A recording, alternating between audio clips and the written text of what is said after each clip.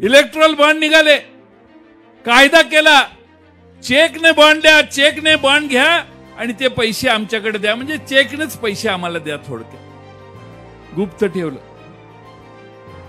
कोर्टात लोक गेली, कोर्टाने निकाल दिला, जाहीर करा. जाहीर ज्या बँकेकडे हे सगळं होतं त्या स्टेट बँक ऑफ इंडिया पण म्हणायला लागली 4 महिने लागेल. सुप्रीम कोर्ट म्हटलं 2 दिवसात 24-48 तासात जाहीर करा. बऱ्या बोलाने जाहीर केल्यावर असं लक्षात आलं की निम्म्यापेक्षा जास्त पैसे भारतीय जनता पक्षाला आहे. बर, ज्यांनी दिले त्यांच्यावर ईडी आली आहे, त्यांच्यावर आयटी आली आणि मग घाबरून बेट्यांनी सगळ्यांनी पैसे नेऊन दिले. त्यावेळी त्यांची सुटका झाली. हा उघड भ्रष्टाचार आहे.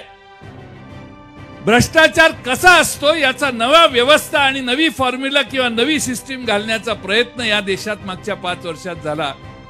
एका बाजूला न खाने दूंगा न खाऊंगा आणि दुसऱ्या बाजूला जो भी है वो मैं ही खाऊंगा, अशी आता नवी जाहिरात सुरुवात करायला त्यांनी हरकत नाही.